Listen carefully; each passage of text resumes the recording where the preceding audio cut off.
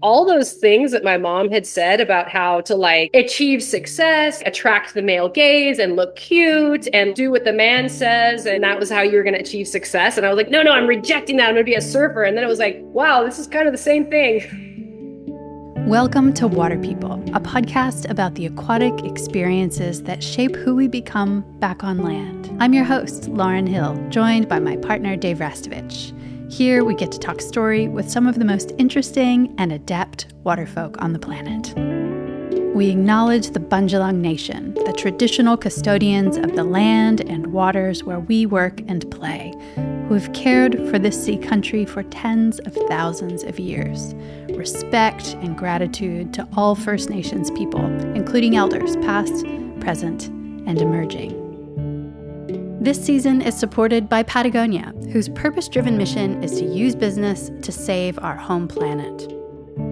Today, we're in conversation with Holly Beck, entrepreneur and holistic surf coach. Holly has a degree in psychology, an MBA, and a master's in counseling. She is the founder of Surf with Amigas, an all-inclusive surf and yoga retreat for adventurous women, which she's run for the last 15 years from her home base in Central America. Before that, Holly spent 10 years as a professional surfer, where she pioneered new pathways for women in the industry as a competitor, savvy free surfer, and as president of International Women's Surfing, a largely forgotten union to push for equal pay and opportunity in the early 2000s. In the year 2000, Holly took home the Teen Choice Award for Female Extreme Athlete. She was also one of surfing's first reality TV stars, as one of 7 pro surfers filmed and followed on Oahu's North Shore during the 2002 Triple Crown of Surfing. Through Surf with Amigas and private clients, Holly is growing the space of therapeutic surf coaching, a modality that combines experiential and talk therapy with surf coaching to help women in particular focus on their mental health while also improving their surfing.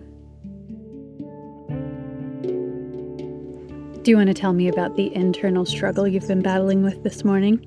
Oh, the one about going surfing or taking care of administration things with life. Yeah. That one? Yes. Sure. Right now I have the good Yeti on one shoulder and the bad Yeti on the other, and they're talking through my ears, and one's saying, go surfing, the wind's nice. Oh yeah, there's a nice little south swell and the water's blue and the sky is too.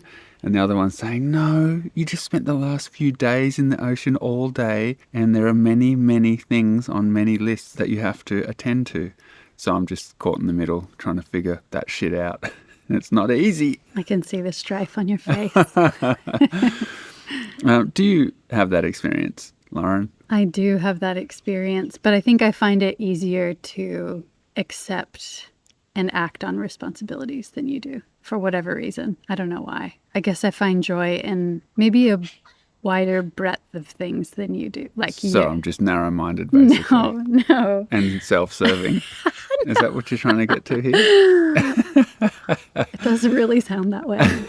Well, maybe not between your ears, but between mine, that's what I heard. Sorry, I didn't read it that way. It's a thing that a lot of us who have a real love of surfing have to navigate. Yeah. And, we can take the piss out of it and we can laugh, of course, which is great. But there are times where it's not that funny. And, these last few months for us have been not that funny because of ecological reasons. Our rivers were swollen and polluted and fish were dying in the tens of thousands and the ocean was dirty and wobbly and surfing took a real back seat for many months, and that had real consequences, certainly for me. It's a really hard time, actually. And for mental health, you mean? Yeah, and physically. Yeah. Like just actually getting physically sick, that's not easy. So that's the flip side of having the vibrance of a surfing body and a surfing state of mind. You also have that, I guess, shadow side or the price to pay sometimes. It borders on the edge of unhealthy addiction at times for a lot of us. Yeah. And this conversation with Holly is a really great reminder of how to dance that line and do well and be our best despite being sort of like torn in a way, like having one foot in the water and one foot on land at all times. And it's like, ooh, that can be tricky because you end up doing neither very well. So it's kind of like, okay, I'm on land, let's do what needs to be done here. And then when you're in the ocean, you forget it all and you're just in the ocean. I'm such a fan of Holly.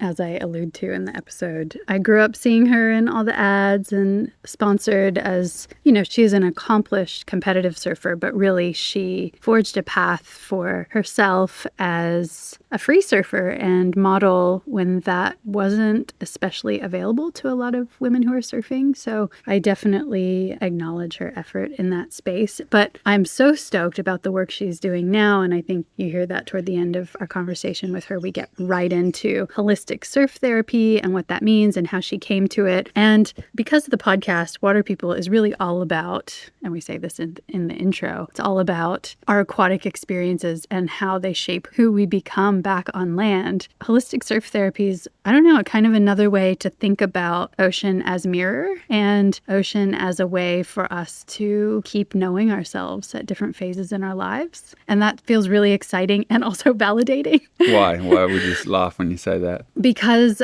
I am turning 40 this year. I'm going to say that in every episode all year. Oh, God. I'm excited. But I just still love surfing so much, and it gives me so much. And the things that it has given me have changed over time as I have changed. It keeps meeting me and helping me grow and helping me see myself in different ways, shortcomings and successes.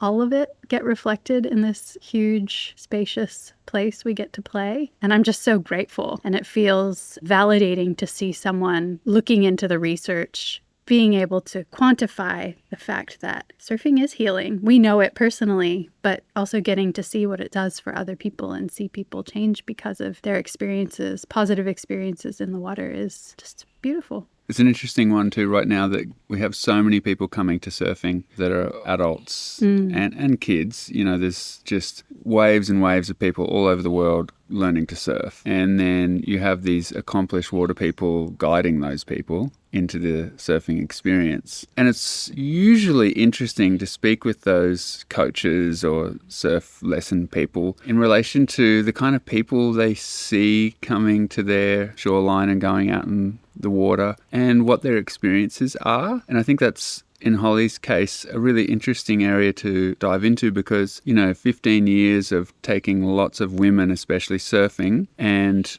reflecting on what it's done for those women. She's getting letters back from people or calls back from people who have attended a camp with her saying it changed their life. It was a beautiful experience. They had never known such a feeling in their body or clarity or whatever the treasures were that they attained from being with Holly in that beautiful space there in Central America. And so I think that is also just interesting, and it makes me want to talk to some of the people in our area who are teaching hundreds of people a year about surfing. It's like, well, what are you learning from them too? Because it's a two-way street.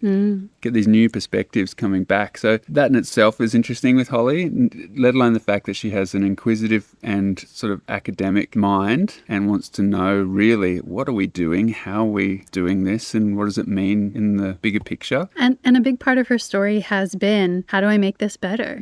How do I make this culture better? How do I make the experience of a lineup better? She's been interested and engaged with that work from the very start of her career. Yeah, it's great. That opportunity to speak from the inside and the outer is really useful, for us to be able to dive into how it feels to be, basically hustling and selling your body and your look and your surfing to avoid a 9-to-5 job, and then to, pull out of that and go remote and simplify majorly. It's just great. It's a wonderful life lived and great, I guess, kind of like reports from the edge. In a way, I love that moment you get with people who have really stretched the edges of life and can come back to us or to others and report from that space. I feel like Holly is one of those people and we're better for it. What are you taking away from this conversation? That I should probably go surfing right now and don't do any of the things that I need to be doing on the lists. No, that actually, to do better here on land with attending the things that need to be attended and then being able to be 100% in the ocean when I'm there.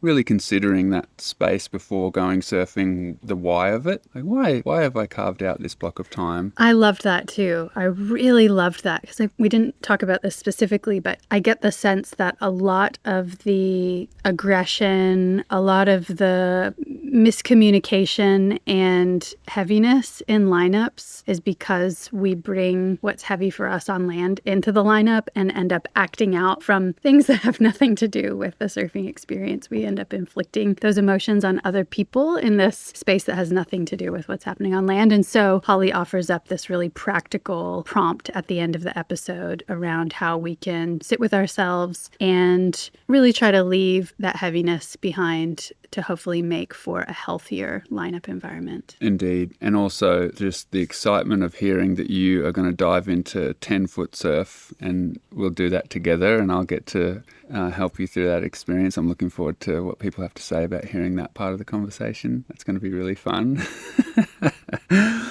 But it's a neat experience when you get to talk to someone who has some practical tools for us to dive into those sort of prickly areas as surfers. And I loved that you're opening up and talking about an area of your surfing life that is a little prickly and perhaps uncomfortable for you, and that she really has really useful steps for you, for all of us to tread moving forward and perhaps being better and doing better. I haven't been on many surf trips since I gave birth, and I think I'm going to have to add attending one of Holly's workshops to the wish list one of these years. She is such an inspiring and talented surfer, and with her skills as a counselor, I think we'll end up having an experience unlike what you can get anywhere else. Yeah, and have fun getting barreled at the same time. What's better than that? Yeah.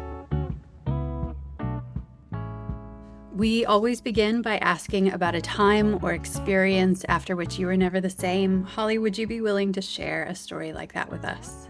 For sure. And definitely mine goes more into a time. It wasn't one moment, but that would be when I made the decision to move to Central America. And that came after a few months of living in Nicaragua, just thinking it was going to be sort of a short-term thing. And then I was going to go back to the US and kind of begin my like big girl life post pro surfing. And I spent 3 months living on a little piece of land that my boyfriend at the time and I had bought together. And we'd built this like little tiny house, 400 square foot off the grid. It just had a solar panel that ran a light and a fan and a cooler. And then actually had a well that you had to pump by hand, like old school, like pulling water up on the ground. And I spent 3 months down there and I had rescued this dog, and then she'd gotten pregnant and had some puppies. So I had like these 4 dogs and was living in this really remote place. And I was just like, this is who I want to be. And it was the first time in my life up until that point. And I was like, this was 2010. So I was 30 years old. And I think a lot of people when they're 30, you're trying to figure out like, okay, now it's time to like be who I'm going to be for the rest of my life to some extent. And I had this realization that it was time to finally put away everybody else's expectations for what I should be and choose this thing that I wanted to do. And it was living in Central America and just surfing. It's so great. And I can so relate to you. I feel like we had a very similar, when I moved to Australia, it was from a very suburban, very sterile, Floridian kind of suburban existence. And I came to Australia. Dave had just built a little cabin off grid. We had to carry the water from the tank into the house. Dish doing was like at a tap at the bottom of a water tank. And I loved it so much. Just the simplicity of being in touch with all of the elements of life that I'd taken for granted for my entire, basically young life. Like you, it really set me up to see like, these are the things that I value and these are the things that I want to carry forward in who I'm becoming. That makes me wonder, Holly, like you had a great run of surf travel and having adventures. I can relate to that life where you just sort of roll from one surf trip to another for years, it seems like. This decision to go and have such a like pared back lifestyle living remotely like you were just describing, were those seeds planted in you before all of that surf travel? having grown up in California, that's a pretty different world? Or did that come from your willingness to go out into the world and explore and experience different cultures and places? I would say it was a rejection of what I grew up with because I grew up in a upper middle class, pretty comfortable lifestyle in just outside of Los Angeles. And I'm the oldest of five girls, and my parents were very much traditional gender roles. Like the role of a female is to look cute and, do the right things. I did dancing and horseback riding, piano lessons, like all the nice things that a nice young lady should do. And the goal was to meet a rich husband and get married and start having babies. And if you weren't going to go that route, then you needed to go and pursue a career that was going to pay you a lot of money. That was like, my dad was like, well, if you're not going to do the babies thing, then you should be a lawyer like I am. And I think growing up, I never really felt like I was like trying to do that to like please my parents to some extent, but it was always this like battle because it didn't feel true to who I was. And then when I was like 15 years old and I discovered surfing, 14, 15, and I started surfing and I was like, I'm rejecting all that and I'm going to be a surfer and I'm a tomboy. I'm going to like play with the boys and all of this. And then as I got into the surf industry, it was interesting because it was like all those things that my mom had said about how to like achieve success. It was to like attract the male gaze and look cute and do what the man says and to appease the man. And that was how you're going to achieve success. And I was like, no, I'm rejecting that. I'm going to be a surfer. And then it was like, wow, this is kind of the same thing. Because in the mid 90s, when I got into surfing and I got sponsored pretty quickly after not having surfed for very long, and I got sponsored more as a model. And then my career of competitive surfing was very intertwined with like the modeling. And yeah, it was like now it's like the male marketing director and like the magazine guys and all of this stuff, which I was like kind of like, okay, well, my mom has sort of trained me to do that. Like I kind of know how to do this. It's not who I am, but also like I can put on the mask of being the model and being cute and all of that. And of course, traveling the world was the perk. So it was like worth doing it. And I was super lucky to have sponsorship because of course, in that era, like not everybody did. And yeah, traveling the world opened my eyes to this is really fun. And I love surfing good waves. And these waves are so much better than what I grew up surfing. But I just got burnt out on that scene. And, I did well with competitive surfing, but I wasn't on the CT. Like I was never going to be world champ, but it was because I had like the modeling and I had the right look. I had a hard work ethic that then I still had the success. But yeah, I think moving to Nicaragua was this like, I'm just tired of playing this game and I don't even know who I actually am. I haven't had a chance to like really explore that because all growing up, I'm trying to fit into this mold that my parents had set for me. And then I thought that I had broken out of that and I'm in the surf industry and I'm like living my dream, but it's also kind of the same. And I'm just going to put all of that aside and go live in the dirt in Nicaragua as like the only female and just go surf really good waves. And like that was this turning point to like, I'm going to be who I want to be. And like now I get a chance to actually explore like who that is. I'd love to talk a little bit more about the way you played the game as the industry dictated at the time. This is something I've thought a lot about and written a lot about. And there's a lot of nuance to that conversation, right? There's been this like conversation around sex sells, and we all know that that can be true. And also other things can be true at the same time. And I love your point of view because you saw what was happening around you and you made the choice to play the game, to have a career. You're obviously an incredibly talented surfer, but that's not all it takes to make a career out of pro surfing. Lots of talented surfers don't or can't manage to do that. Can you speak a little bit more to what you saw? Because you came into pro surfing, competitive surfing at a really critical turning point, right?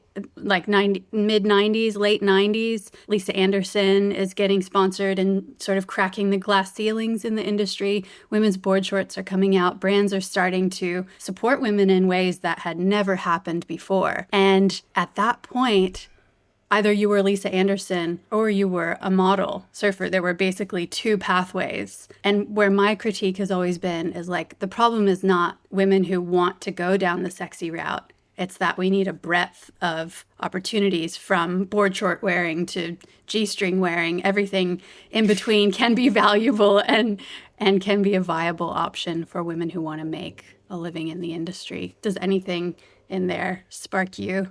Yeah, I've been super inspired at the way that you talk about women in surfing and women in the industry. Like, I loved your take in the How Surfers Get Paid, that episode about women surfing. I love the way you spoke about it, and like a lot of what you said really resonated. And I think it is interesting because, and I'm so out of it now that I'm not even sure what is going on now, but definitely then it did feel like that. It was like you were a model or you were an athlete. And the very first photo that I had in the magazine, it was a Rusty ad in Surfer magazine, and it was a picture of me standing in like a red bathing suit holding a surfboard. I think I was like 17 years old. And, I had been competing in like the amateur contests and like some little pro contest, the US Open and those kind of things. So I was just starting, I'd only been surfing a couple years, but so I was just starting to like kind of meet these women like Lisa. She's a little older than me, but like Rochelle and Serena and kind of that era of women, like I was just starting to meet them. And I feel like because the very first introduction of me into like the kind of wider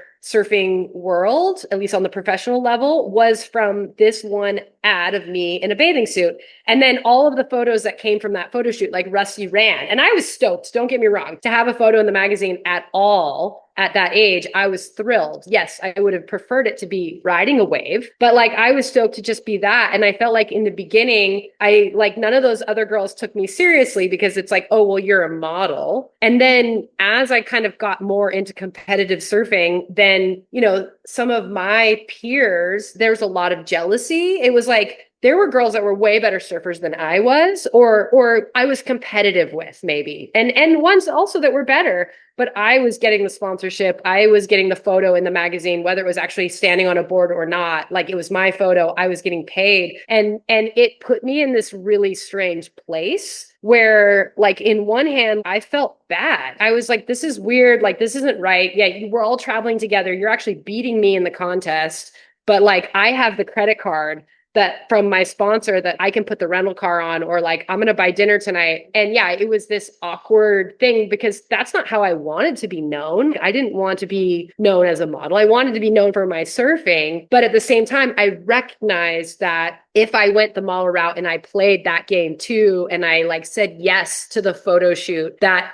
was going to help. Like I went to a contest in Portugal one time, and it was like a WQS 6000 or something. And it was maybe the first year that I was going to those bigger events. And it was like Maxim Europe that had somehow like asked me to do a photo shoot. And I was like on the beach at the contest area, like on a lay day, like leaning over my board with like my butt in the air, like doing this exaggerated like waxing technique. And like all the girls were like standing up on the cliff, like heckling me, and it was like, oh man, I think some women really like love that and like want to show off their body and enjoy the photo shoots, and like respect to them. But that was never me. Like I wasn't doing it because I thought this is fun and don't I look hot in the photo? It was like, this is a means to an end. And yeah, I found myself in those situations a lot and I think that some of the heckles, the girls were like, I'm so glad that's not me. And maybe some other ones were kind of jealous of the attention, or jealous of what that said about like my ability to earn income. And I was just like, I don't know. I'm in a weird place here. I can so relate to that, not the Maxim side so much, but the having access to opportunities that maybe better surfers didn't have access to, and we all have different reasons for why. Can you relate to that on the men's side at all? Yeah, totally. I remember being sponsored by Billabong and being like a teenager that didn't fit in the competitive surfing world very well. I played the game with that one for a while because at that point it was the only way you could be a sponsored surfer was competitions. And then fortunately, right when I became like a 20-year-old, more opportunities within Billabong were available for doing different kinds of surfing and being supported somewhat. And so I do remember actually doing board shorts photo shoots where, that every year they make a new board short that's meant to make your surfing 100 times better and all this bullshit.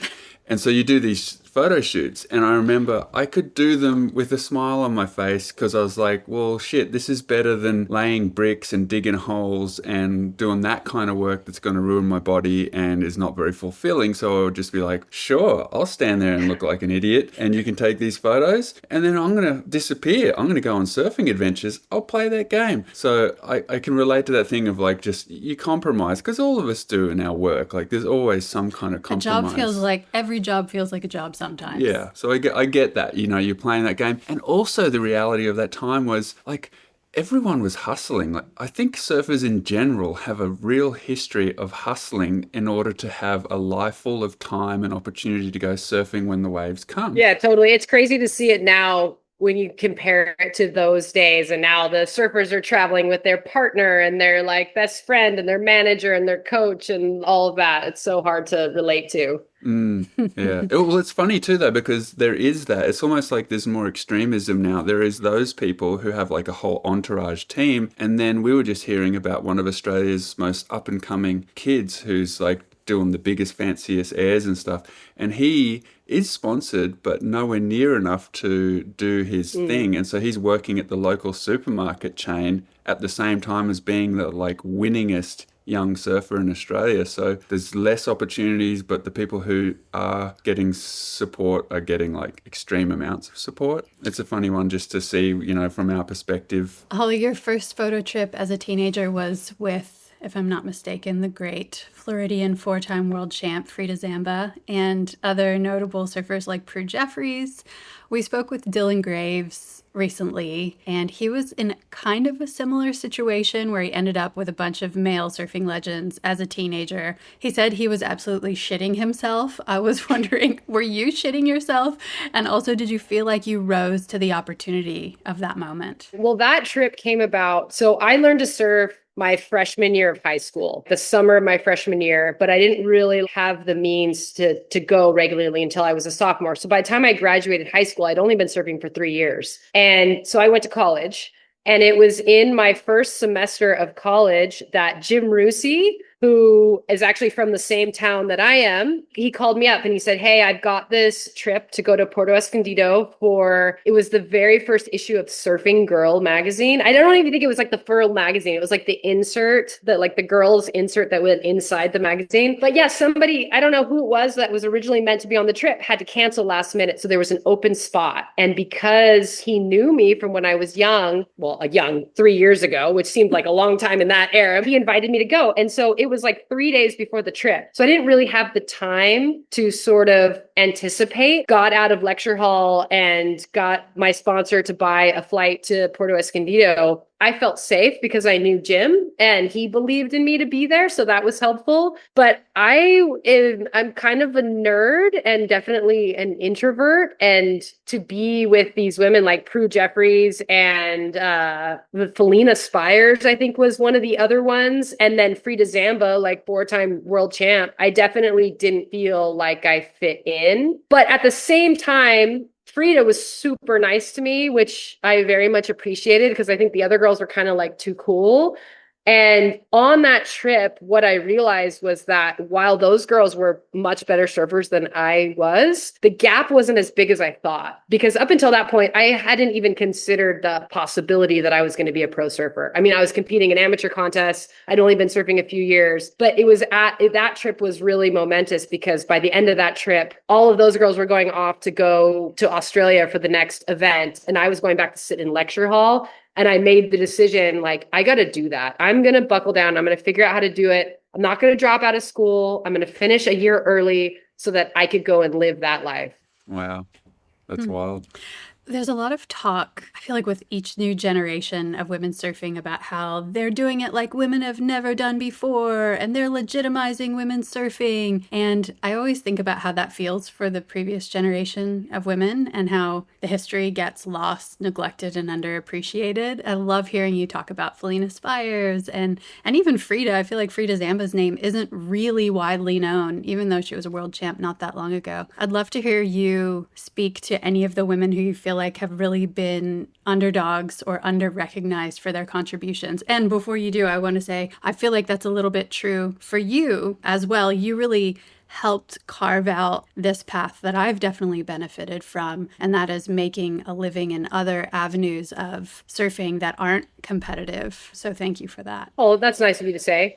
That's a good question. I feel like there are a lot. In some ways, I feel like the generation that I was in sometimes gets missed because it was like, Serena and Kate Scarrett and Lane Beachley and, Rochelle and Megan and those girls were like kind of the generation above me. And I sort of came up into them. And then there was almost like there weren't any, maybe I'm forgetting someone, but I feel like there weren't that many like superstars, like Carissa Moore and Stephanie Gilmore and Sally Fitzgibbons and all of those girls were like below me. And so I feel like I was in this group, Chelsea Hedges, like she was there and then she went off and had babies. And, Jessie Miley Dyer did her thing and then now has been super influential in the WSL and everything that she's done for women. But there's a lot of women that were just kind of the connectors between the two generations that, pushed it forward. I mean, I would say that each generation builds on itself and like what the women are doing now in big waves, in barrels, in the air, like it is leaps and bounds ahead of us. And I know Rochelle Ballard feels like really strongly about the fact that if her generation had been given the opportunities that these younger girls did. Like if we had wave pools and the option to surf pipe coaches, and unlimited budgets to coaches, travel. surf Tahiti, like where we would have pushed it a lot further. But at the same time, I think we each in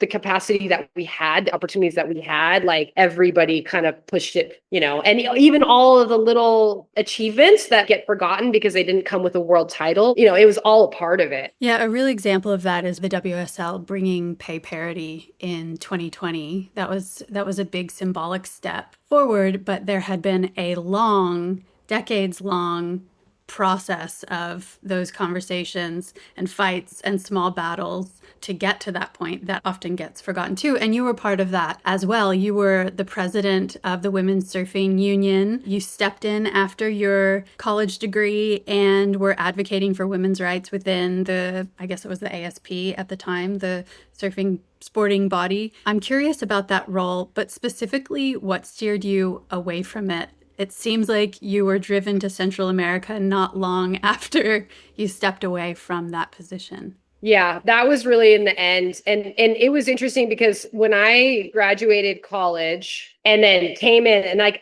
because I graduated in 3 years from a UC school, like I was hustling. I was like up early, doing schoolwork, trying to surf, going to compete on the weekends, taking time away from school to like go on a contest or a photo trip and all of this. And then I finally graduated and I was like, I have so much time on my hands. Like, I don't know what to do with myself. And I had gone to a meeting at Huntington that I think Lane and Rochelle and Serena and all those women had held that was like, hey, we're doing this women's union. We have this lawyer here to help us. And I just like went up at the end of the meeting and I was like, I'm new, I just finished school. Like, I love what you all are doing. Like, I have an education. Because in that era, there were like no women on tour that had a degree. Like, I don't think there were any. If any, there was just the Americans and there weren't that many of us. And I think that in that era, I was the first one. I could be missing someone, but I was the first one to have a college education. There was just a cultural piece that maybe in America, there was more priority placed on getting an education. And because in that era too, it wasn't like becoming a pro surfer was this like clear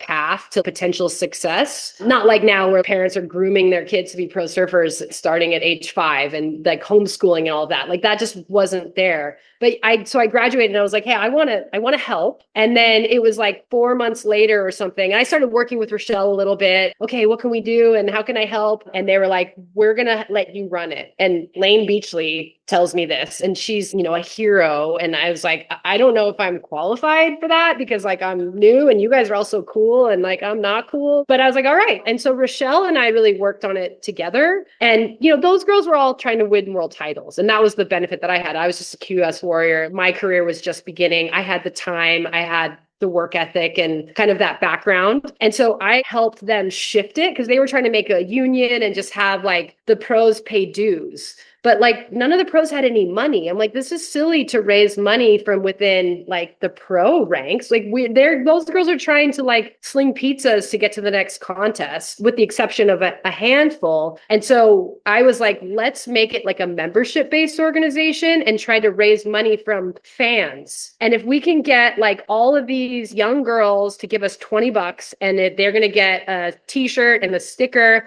and access, because this was before social media. And so there weren't that many women's surf magazines. Like there wasn't that much content out there for women. So I'm like, oh, I got this great idea, and we're going to make a blog, and we're all going to contribute to it. It's going to be like the behind the scenes of like the women's thing. And then we're going to charge memberships, and that's a way bigger pool, and $20, and everybody's going to do it. We were going to raise money, and we're going to have a scholarship fund to help pay the travel expenses of the girls that were really good but didn't have sponsors, to try to crowdsource the group as a whole. And then eventually I was like, I'll just do what I can do. I can't do it all, but I believe in it enough that I'm going to keep doing it. I was the rep, so I went to the ASP board, and talking about pay parity. There was this friend of a friend whose dad was in the golf industry. And so this guy, who was in his like mid 20s, who was similar age as I was at the time. And he was like, yeah, my dad's this golf executive, and he puts all these golf tournaments on, and he has contacts with all these golf companies. And you know what would be really cool is like a surf and turf, like surf and golf event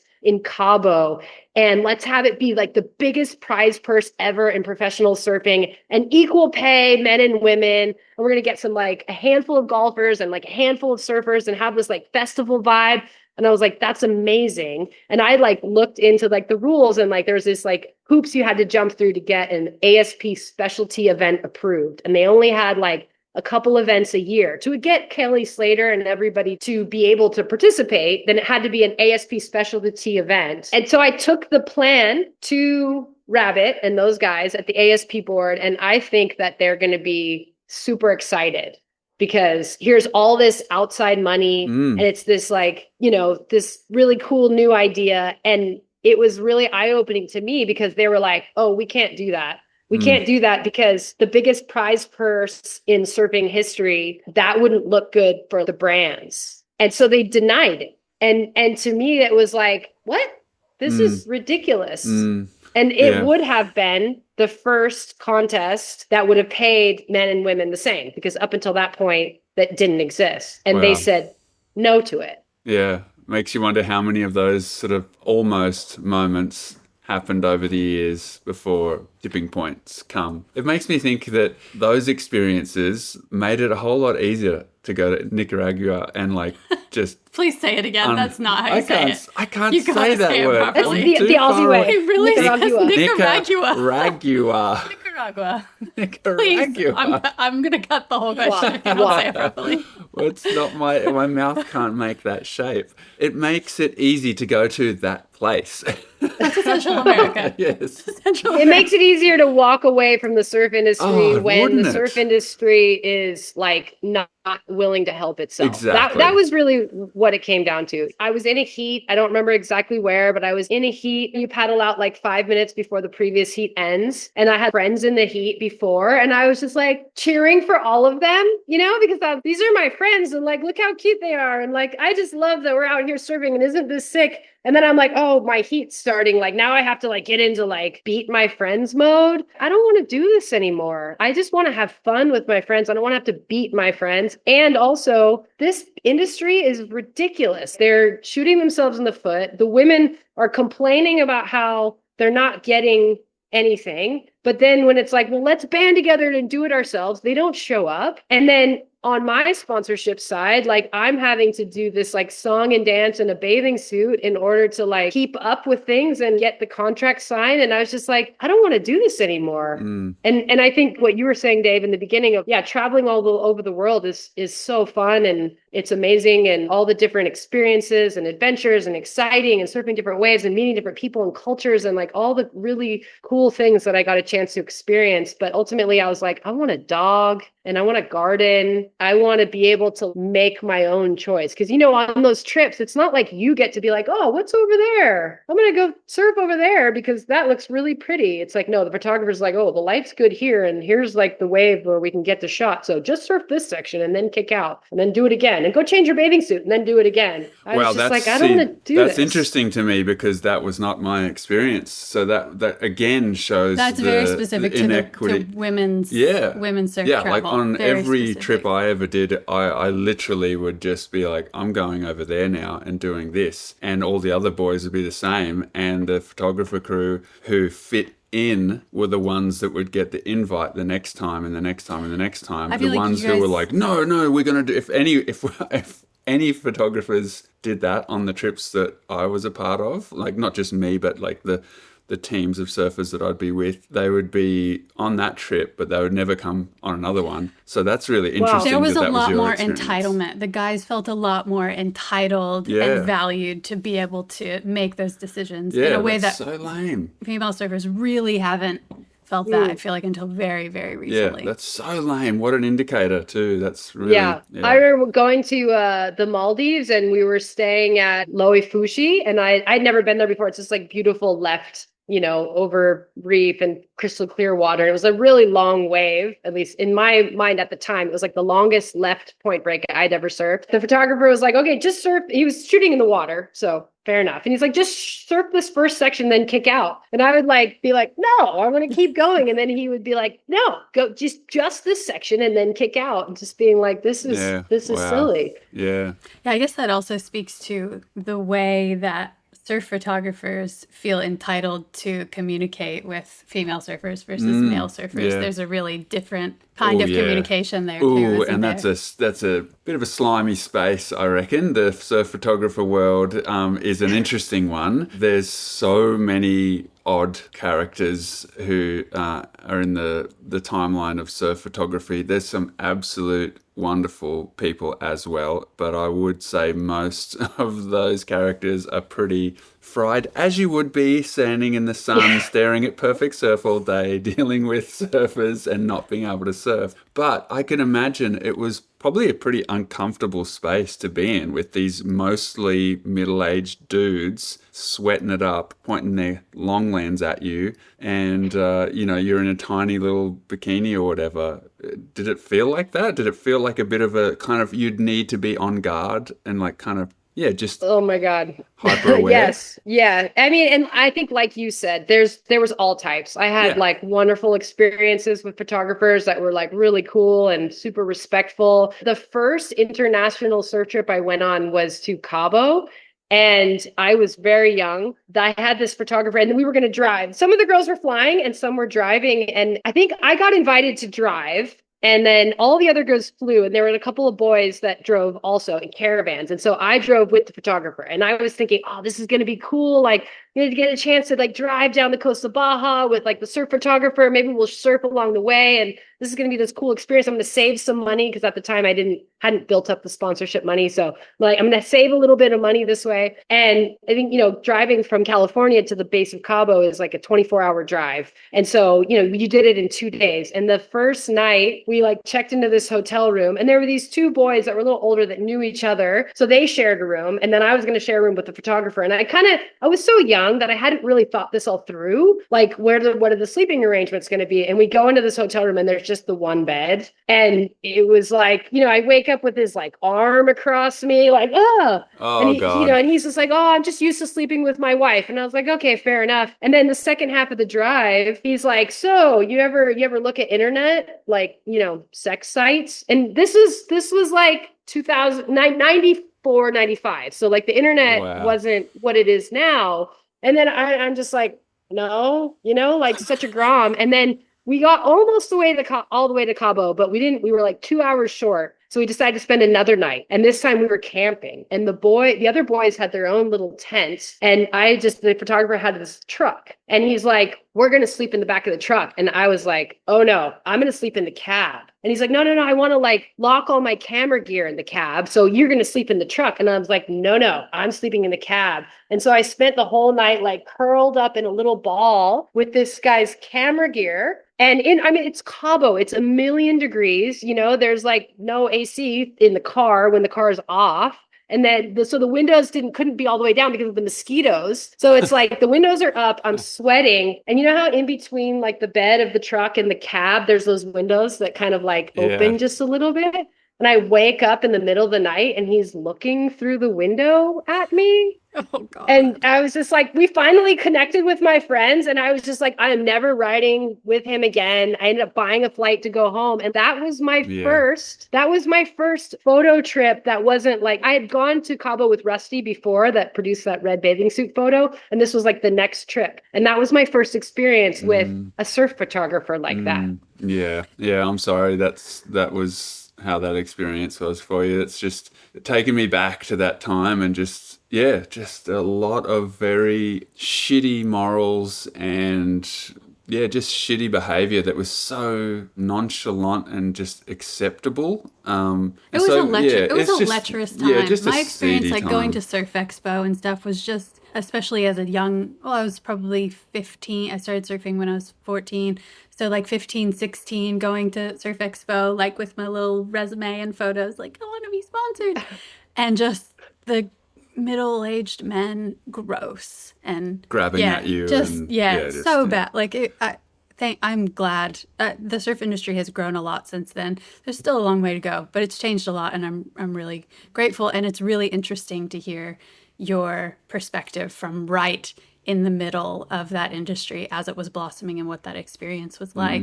Yeah. And then we were saying earlier, there was this feeling that you had to do that. At least now you think that if some guy did that, then everybody would talk and be like, this guy's a creep. Like, we're not going to use him again. You almost kind of had to go along. It felt like I had to go along with it, because if you want to be successful, then you need the photos.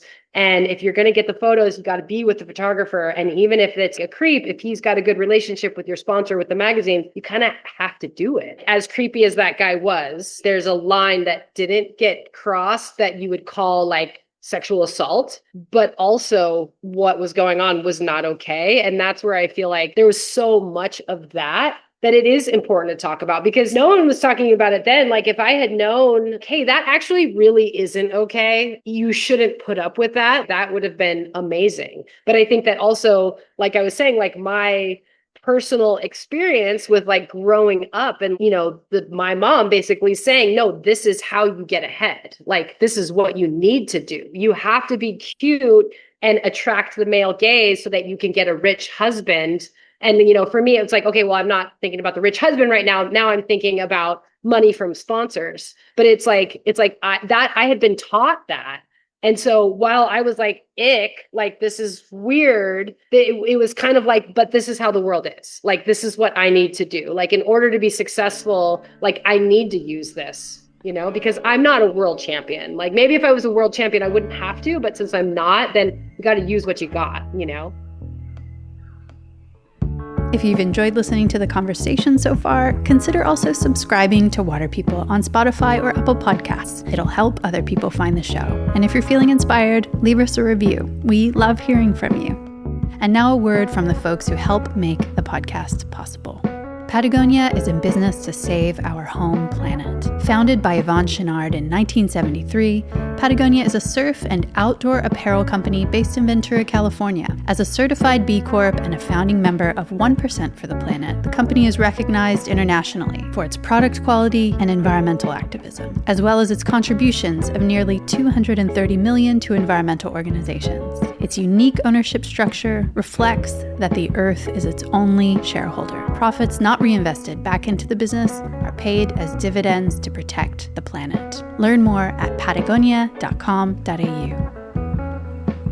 Many of us look to supplements and special diets to maintain our health, but ignore the obvious. We are water. It's what we're made of, and it's what supports every bodily function. Primal water, the water our ancestors thrived on, is energized, alkaline, and made for real hydration. It doesn't come from the industrialized, often contaminated water systems most of us rely on. For the last 25 years, Alkaway has been researching and refining ways to mimic natural water systems. We invite you to learn more about primal water and support their charitable work with BirdLife Australia. Head to alkaway.com to score a $50 discount using code WATERPEOPLE. That's alkaway.com.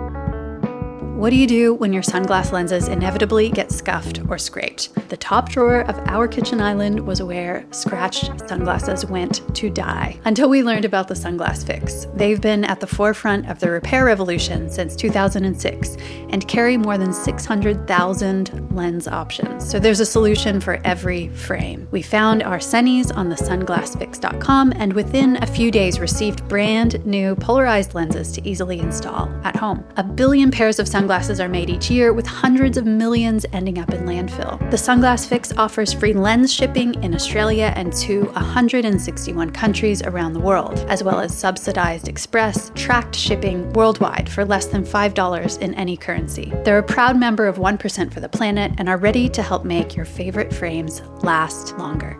Use the code WATERPEOPLE for 10% off your purchase today at thesunglassfix.com.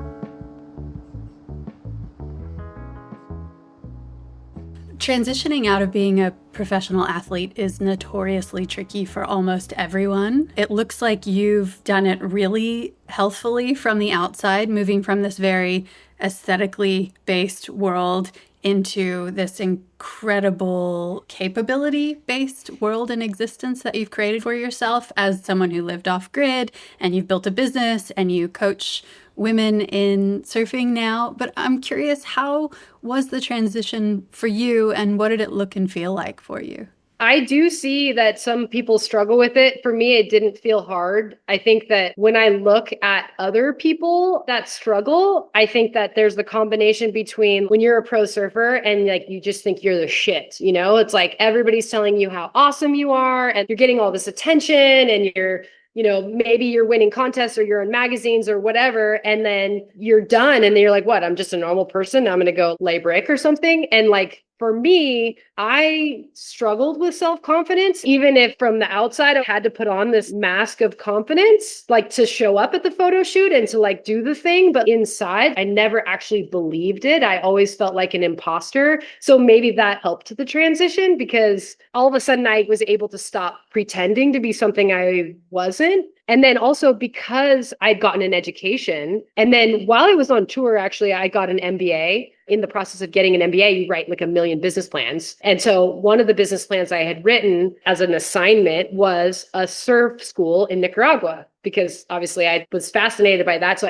all the business plans I made, I tried to like make them like somehow related to surfing. And I was like, you know what? Maybe I could do this. And in that era, so that was 2010, in that era, I'm pretty sure there were only 2 women's surf camps in existence. There was Las Olas in Mexico, and there was actually another one in Nicaragua, Chuca Brava. And so I was like, well, it is a thing that exists, but there's not that much of it. So maybe I could do that. And I sort of kind of started talking to people about it. And I was still getting paid as a pro surfer. I had stopped competing, but I still had like some money coming in. It wasn't the bigger dollars that I had before, but I had like a couple contracts that I had a couple years left. And like all I needed to do was go on a few trips and like go to the trade shows. And so I didn't have that immediate need to actually make money that I think that some people, when their checks run out, now they have to go figure it out. And then now. And so I had like a little bit of leeway. And then also living in Nicaragua is so cheap, especially in that era. Like there was nothing to spend money on except for food.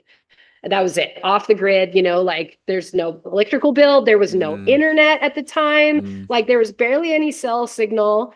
And so maybe at that point I was getting like $2,000 a month or something, which was plenty to live on. And then there was a women's surf club in Huntington that when I was at the trade show, the woman from the surf club was like, oh, hey, like, do you want to come and like speak at like a meetup that we're having? And I was like, yeah, of course, I'd love to. And I sort of kind of mentioned to her, yeah, I'm thinking about maybe starting this women's surf camp. And she was like, oh, well, when? Like, I'll bring a group. Like, let's do it. And I was like, oh, I mean, I don't know, like maybe next year. She's like, no, I'll bring a group now. And so it kind of just all fell into place. Like all of a sudden I had her saying, hey, I have 10 girls that want to come. When can we come? And that was like the push to be like, all right, well, I guess I better figure out like where I'm going to house them and like how I'm going to do it. And so it really happened super naturally, where I had the business plan, I had fallen in love with the place, like I had the connections, and I had the name recognition too,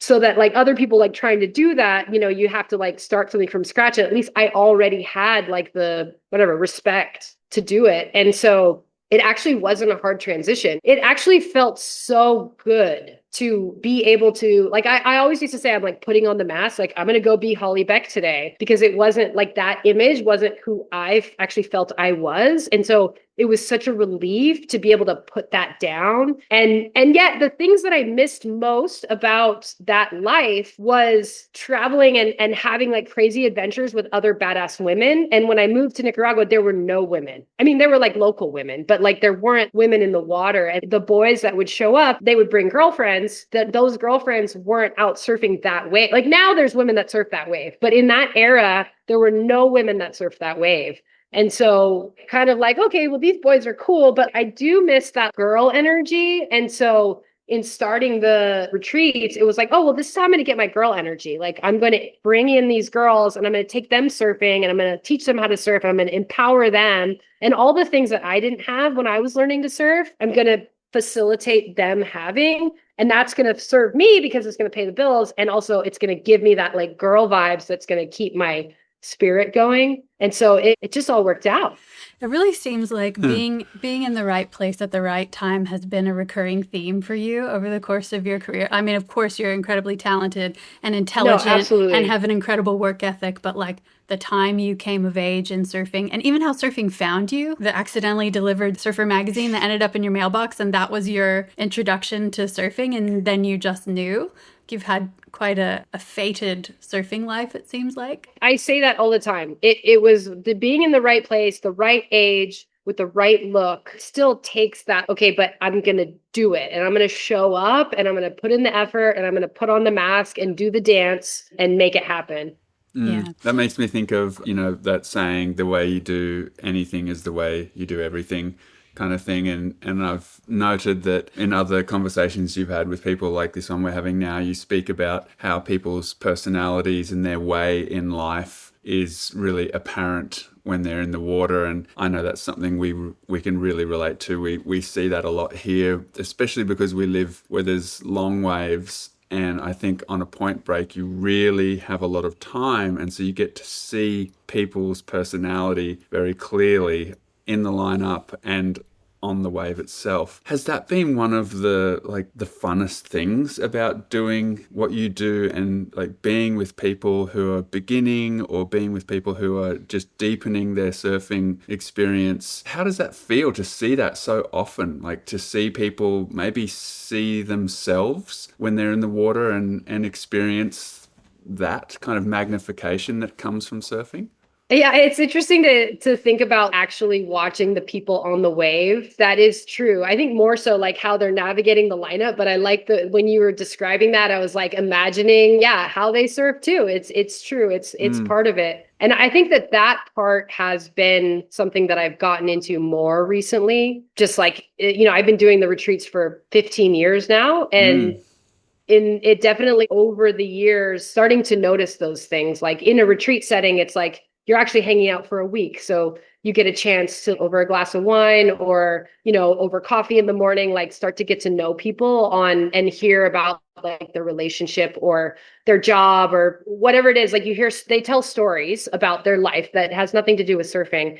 And then when you see them in the water, drawing that parallel, I think with women, talking about all these things, it's like all the same themes. Like what I notice with a lot of women, of course, not all, is these issues around like using their voice, like speaking up for their true feelings and taking up space and feeling like they belong, and also how they manage fear and anxiety. And like those things, like I would hear people talk about, their relationship with their partner and be like, oh, but it really annoys me when he does that all the time. But like, I can't say anything because that's just him. And then I would see them in the water then being paddled around and clearly frustrated, but just being like, oh, that's just the way it is in the water with the men, And so it's been interesting to notice that. And then, I got the MBA, which helped me transition into starting the business in Nicaragua. And then after 10 years of doing that, I sort of felt like a similar stagnation. The business was kind of cruising and doing its thing and like feeling really good at the level that it was at. And I had all these like amazing people that were part of the team. And I have a business partner that is really, she and I together are what made Surf with Amigas what it is. And I had kids and I felt like I was like, okay, like I need new inspiration, like a new kind of almost challenge and bringing in like the therapy part of it. I had a sister who actually passed away from a drug overdose, she and her husband both. And when it was right before COVID, like 6 months before COVID. And all of a sudden mental health became this thing where now I'm actually looking at like my relationship to surfing and how am I coping with things in the surf and how is my behavior in the surf relating to my behavior outside the surf? And I decided to get a master's in counseling and thinking that, I didn't even know surf therapy was a thing. I mean, I knew like surf therapy, like taking blind kids surfing or like taking veterans surfing or like autistic kids, like surfers healing. Like I knew that those things existed. But as I was studying, thinking like, okay, I'm going to have to move back to the US to like be there for my family.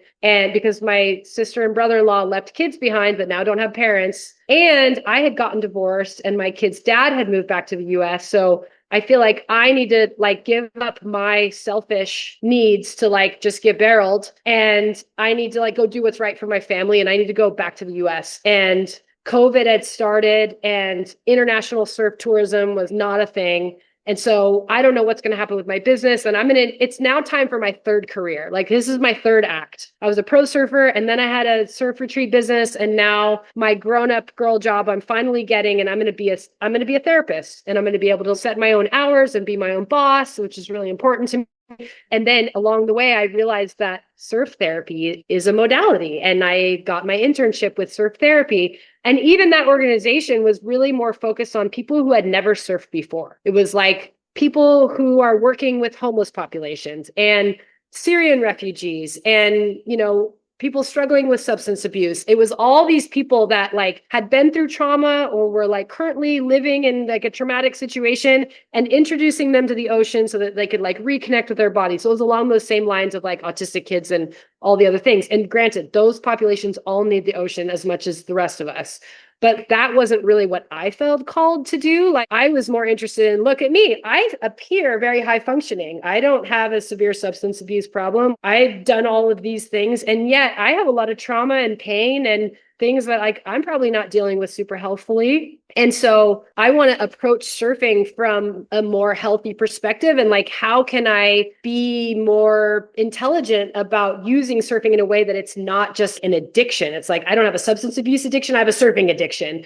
But that's a problem too, because if you're addicted to good waves and then you don't get good waves, like you hear people talk about, like, if I can't go surfing, like I'm not okay. I used to identify with that as well. And so it made me look at my own surf practice. Maybe, yeah. I don't know what you're talking about. No one here can relate to that.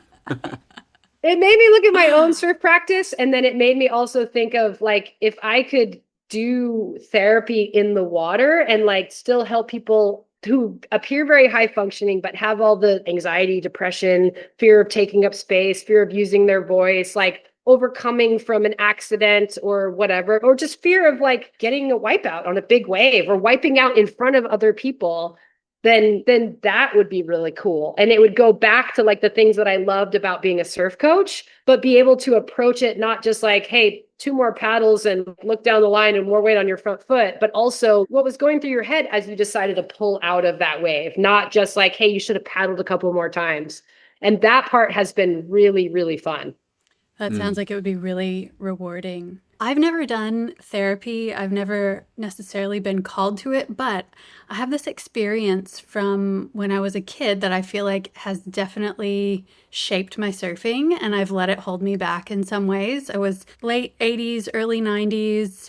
I was on a boat with my mom and her boyfriend. They were drinking, having a good time. It was Florida in the intercoastal, like that's what you did. And we parked at one of the little islands in the intercoastal, and the water was pretty deep. I couldn't touch. And my mom's boyfriend, he thought I could swim, but I couldn't swim. And he just chucked me off the side, like having a good time. And I just remember like going under and seeing their faces. And it took them, it probably wasn't long, but there was a moment where they didn't realize that I was in trouble, but I was.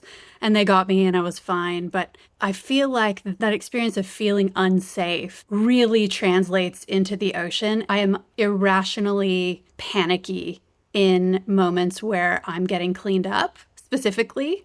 Like if it's well, you know what solid- I would say is that that's not irrational, right? It's not irrational. That is totally understandable that you would have that. Of course you would. Your little self, these people that you trust to keep you safe, just threw you into the water and you weren't safe. So your body remembers that, even though now your mind is like, no, it's irrational, it's ridiculous, but it's not.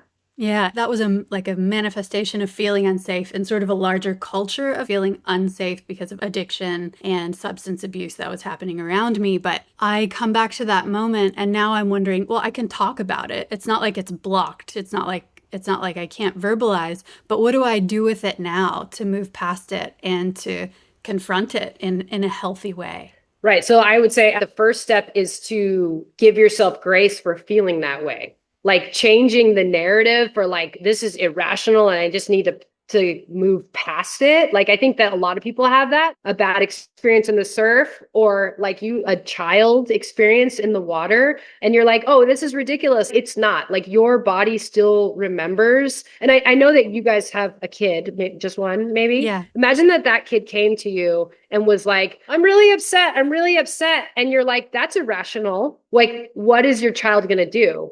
They're going to keep crying about it, right? And they might even get even louder because it's like, you're not hearing me. You clearly don't understand that I'm upset. And until you take your child in your arms and say, I see you, like, it's totally understandable that you're upset. I'm going to be here with you in that feeling of being upset, right? And I'm sure that you can imagine like what your child would do in that setting. They would just like relax into your arms. And so that's what like you probably have, like little you that's still in there that had that experience probably hasn't gotten that. Does that mean I can take Lauren out in a couple of days when it's 10 foot here?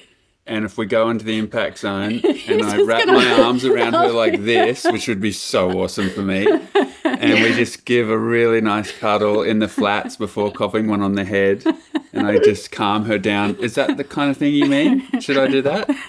Maybe eventually. Oh my God. Oh, yes. I feel Thank you. Just thinking about that. I got permission just then. That Maybe is certified eventually. Permission. Yeah, but I mean, there's a whole process and there's different modalities. I've learned a somatic way. So it would be, going through kind of a guided visualization of like, if you could go back in time and take your, however old you were, 5 or something year old self into your arms after that experience, like how could you comfort her? And when she is reminding you, when the surf is gnarly, she's reminding you of this trauma, instead of being like, shh, or don't talk to me, or this is stupid, or like, I'm angry. I don't know about you, but I know that a lot of women and even myself, you get angry at yourself for being afraid. And so it's like removing that anger and finding like acceptance and love, then that can help that part of you feel seen to then be like, okay, that was the healing that I didn't get. And that can help kind of put it aside. And then get a new voice. Like if the little voice is crying and saying, no, the water's unsafe and I feel scared and I almost drowned. If that voice hasn't been calmed, then it's hard to come in with the voice that says, I can do it. I'm safe. Hasn't really occurred to me until the last couple of years. And maybe having a child who is around the same age that I was when that happened. I mean, maybe that's not the only reason, but now I've sort of gotten more interested in riding, mid-length, slightly, much shorter boards than I've been accustomed to riding in the past, and also wanting to try and get barreled more, sitting more in the pocket in places where longboards don't usually put you. And so I'm facing it more and more in falling And I have always crafted my surfing around not falling and not taking risks for other reasons too. Like I grew up in Florida where you could surf around no people, so I never wore leg ropes, and that teaches you to fall in a certain way where you don't lose your board. There's other elements, but also there's this fear piece that I think at some point I probably need to really sit with in a meaningful way. And that's what's cool about surf therapy as opposed to like talk therapy, because talk therapy, it's like, it would be like this. It's like you would tell me the experience that you had, and then we would talk it through, maybe do like a guided visualization and like some breathing and talk it through. And then you're like, okay, right, now I'm going to do whatever. But the cool thing about surf therapy is then like we do that. And then now we're going to go surf together in waves that might be just to the edge of the comfort zone. Like there's no point in going way far out, like the 10-foot pounding waves. Like that is just going to overwhelm it. No. But maybe like the 4-foot waves, right? Then you go out together and then it's like, okay, like let's work this through. Like, is that voice coming up? What is she saying? What does she need to hear? You know, and you can kind of work with it in the moment. Maybe we're good, or maybe we need to go back into the whitewash and play a little bit, get back into like the play mode, or maybe just going back to the beach. And it's really fun to do that. I've done, you know, in getting my counseling degree, doing so many Zoom calls. It's like the person's like, yeah, well, you know, the last week, my mother-in-law and blah, blah, blah. And then I said, and then I felt. In surfing, it's like, it's all in real time. So like maybe the person reports to me, oh, I didn't go on that wave because the guy was there. And I'm like, because like when I saw your face, like, let's talk more about that. And then like, oh, okay, well, yeah, maybe actually I did feel, you know, the fear come back. It's really fun. What does the research, if there's any, say about the role of nature in the therapy process, in the surf therapy process? There's a lot of research. Like I said, though, the bulk of the research has been done on people without prior surf experience. So I graduated in 2021. So it's been a few years, and maybe there's been, since I was like looking at the research, so maybe there's been a more recent paper that's actually looking at people with existing surf skills. But when I was going through the process and having to write all the papers, of course, I like read every single paper there was on the efficacy of surf therapy. And everyone was taking people that don't have ocean experience and putting them in the ocean.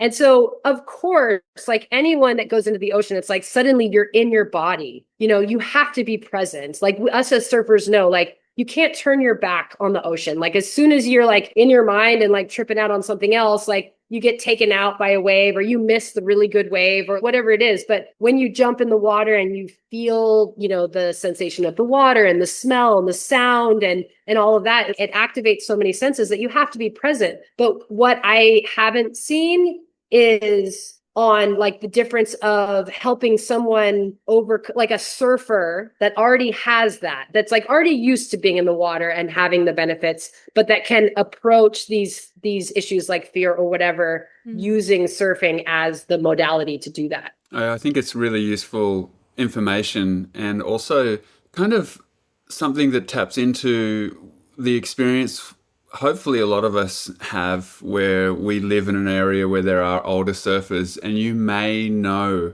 a couple of older surfers who have that sparkle in their eye still. They don't have the good old days chip on their shoulder.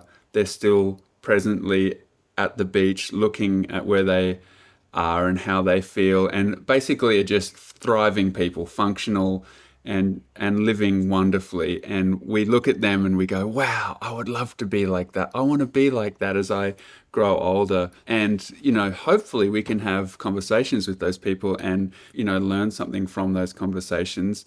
And I think what you're saying here, like giving that experience more attention and us realizing how we incorporate surfing into a wonderful life to contribute to a wonderful world would be such a great contribution. And who better than someone like yourself, someone like us, who have had so many hours in the water, who have traveled to so many different coastal cultures and learnt things from each of them.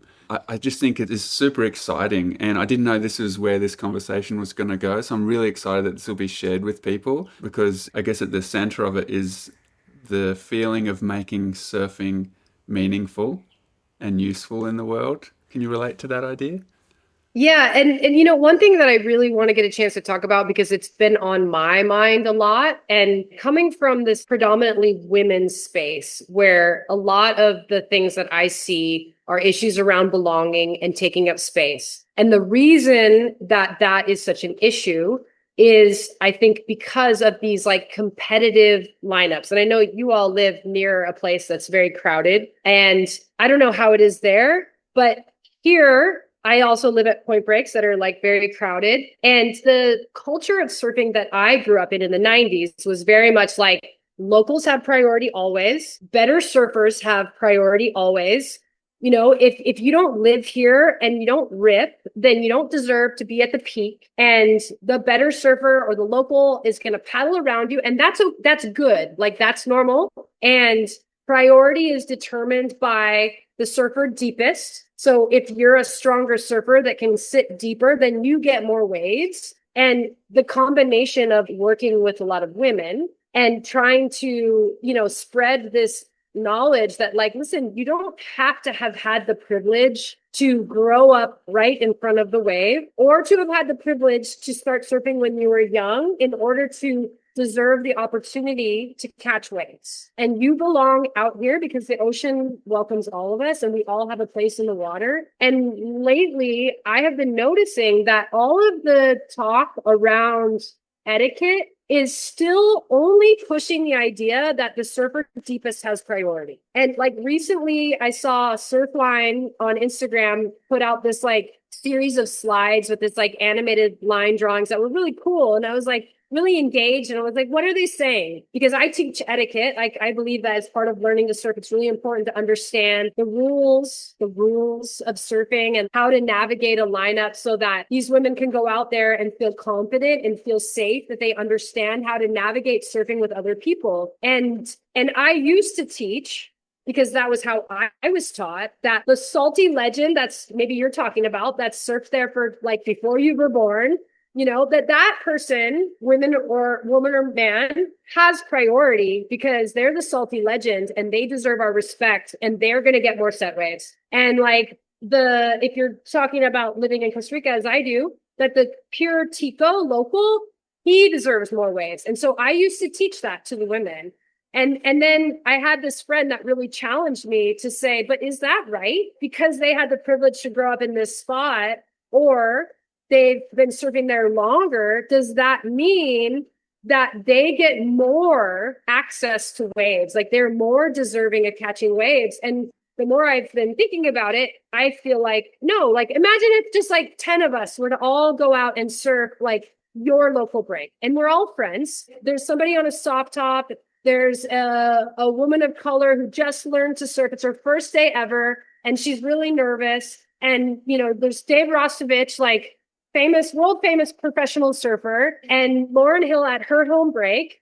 Like, shouldn't it be that if there were just a few of us, that we would take turns and we would make sure that everybody got away, right? And like, that is how surfing should be, but nobody's really, not, I won't say nobody. Surfing at large is not teaching that. If you look at Surfline and they talk about etiquette, which I just saw what they said, it did say, surf at a spot that's like appropriate for your skill level, paddle around the peak, don't drop in on people, and whoever's deepest has priority. And so at these breaks that I've been surfing lately, I noticed these guys that are paddling circles around everyone. In some cases, they're good surfers. In other cases, they look like they learned as adults, but they're competent and they're just doing laps. And I think that it's easy to be the women on the shoulder and go, that guy's an asshole. And lately now I've been trying to model like using your voice. If somebody's paddling around in circles, I'm a good surfer, right? I could go paddle battle that guy to the top of the point and end up taking off deeper. Like I could challenge him and like win because I know this wave and I know how to surf. But this woman that I'm coaching, she can't do that. So I'm going to model for her like, hey, if this guy paddles around you 3 times, what can you do? Maybe you can have a conversation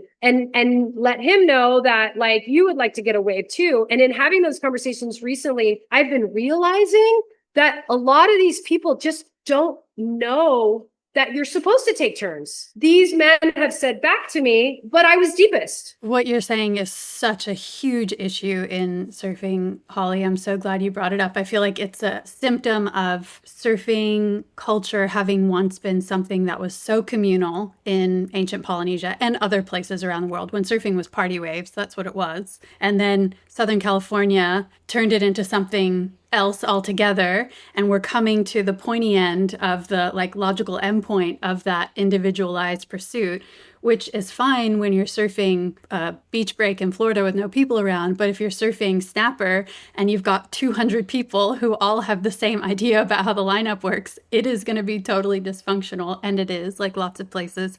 And now many of us are trying to think about how do we take that old system and then also the newer old system of localism and enforcement and using our voices, hopefully not in an aggressive way, but also in a responsible way. How do we enforce or introduce these conversations of taking responsibility for the spaces that we're all sharing? And I would say maybe it's not necessarily that learner's responsibility to say something, but ideally one of the other competent surfers in the lineup would see what was happening and say something. So many times I've been in a situation in the water, a guy's dropped in on me and is abusing me or whatever, and I wish that someone else would have stepped in and said something because it would land differently for that person than me saying something. And now I try to be that person for other people, especially women in the water. Just say, hey, mate, that's not okay. And we're all trying to have a good time here, and let's give other people a chance. It's hard, but I think that's where we have to go. When you have that conversation, do you find that to be true? Where if you have a conversation with someone advocating for someone else and say, hey, we're trying to work together here, do you find that that person understands that it would be nicer to take turns, but just isn't? Because my experience has been that they really just no, but I was deepest, so that means I get more. Yeah, it's mixed. It's definitely mixed. But I feel like if you can really connect with someone and point it out to them, a lot of the time they'll say, yeah, you're right. And, pointing out the person on the shoulder who's trying to learn and have a good time. And it's fair for everyone to get waves. Sometimes that lands okay and they get it. Right. And they'll be a little more generous.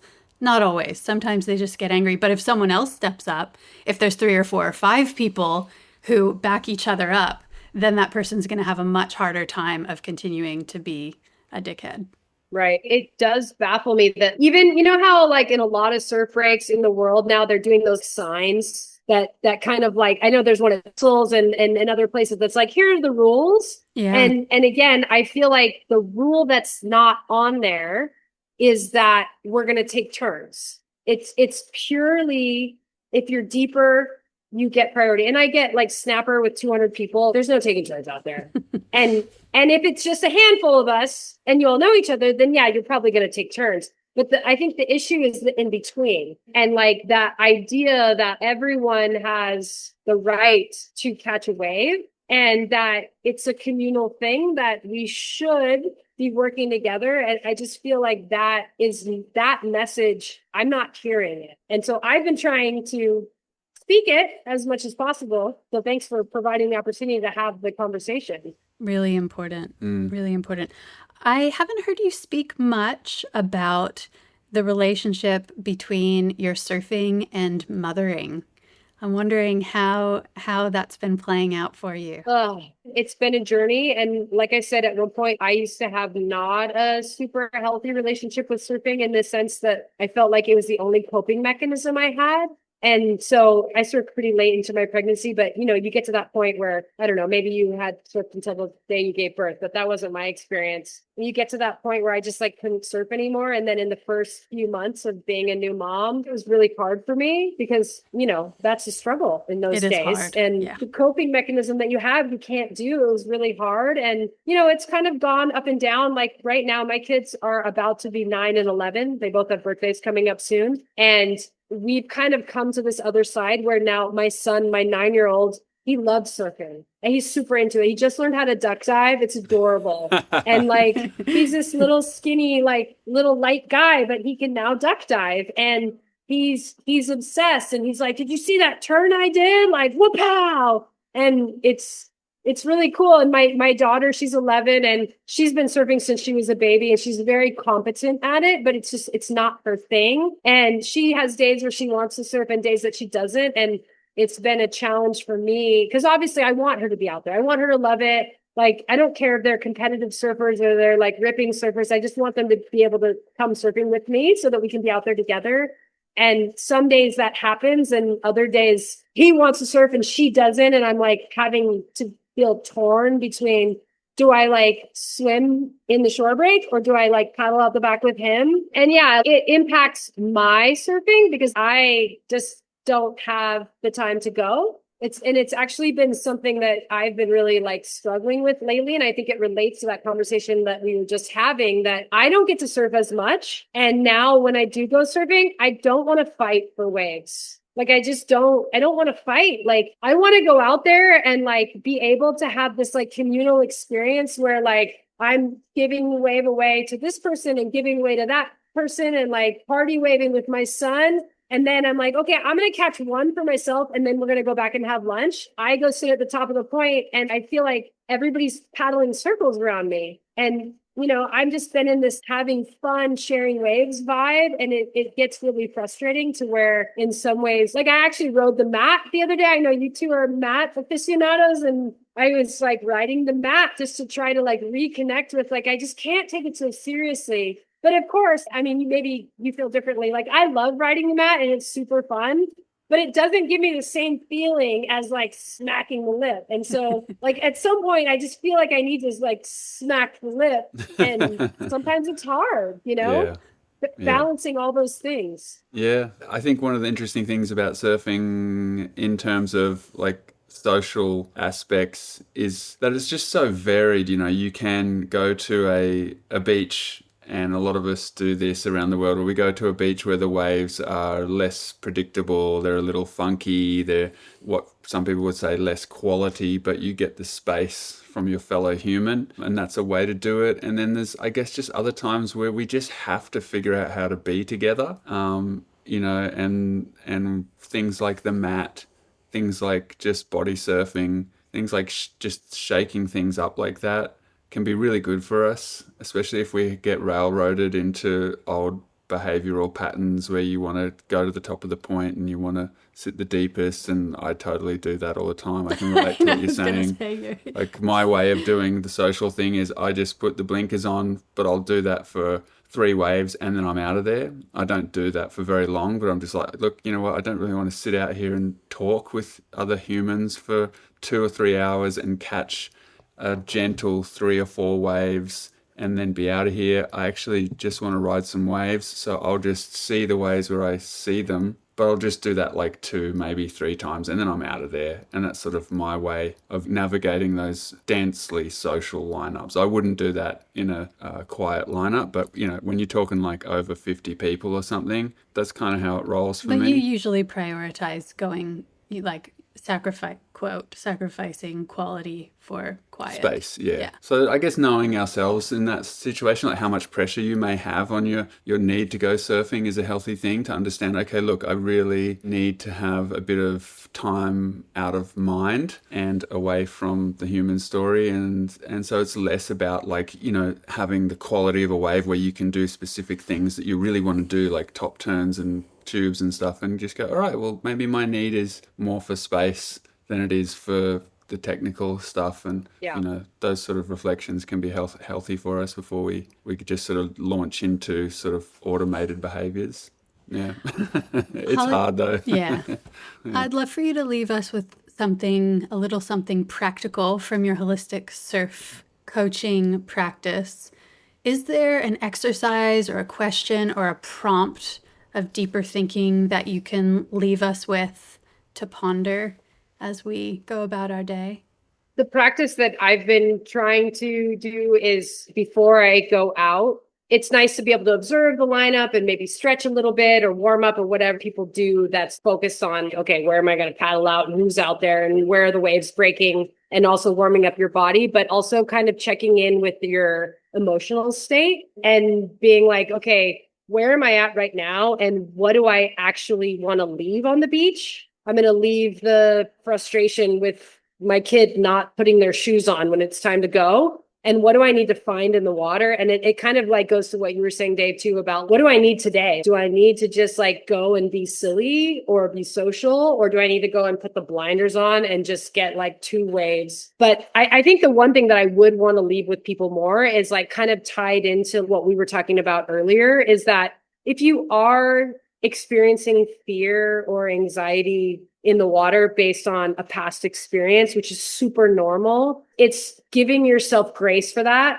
because I feel like a lot of people are like, that's stupid and I just need to push past it. But really the most important thing is, what would you say to your child if they were experiencing that? Or a best friend if you don't have a kid. If a friend came to you and said that they were really scared because of something, most likely you wouldn't be like, that's dumb. Like, I'm mad at you for feeling that way. You'd be like, oh, that was a really scary experience that you had. Like, that's totally understandable why you would be afraid. But I think that we don't do that to ourselves. And so that's what I would invite people to do. Like, whatever it is, whatever emotion that you're experiencing, to try to just ignore it or tell yourself you shouldn't be having it and push through it is not going to be effective. But if you can take a moment to check in, what am I feeling? Why am I feeling that? And then go, well, it's understandable that I would be upset or I would be scared or I would be angry, whatever, because that's normal considering what I just experienced. And that once you can kind of give yourself grace for that, then it's easier to put it down and then go paddle out. Time is precious. Thanks for spending some of yours listening with us today. Our editor this season is the multi-talented Ben Jake Alexander. The soundtrack was composed by Shannon Soul Carroll, with additional tunes by Dave and Ben. We'll be continuing today's conversation on Instagram, where we're at Water People Podcast. And you can subscribe to our very infrequent newsletter to get book recommendations, questions we're pondering, behind-the-scenes glimpses into recording the podcast, and more via our website, waterpeoplepodcast.com.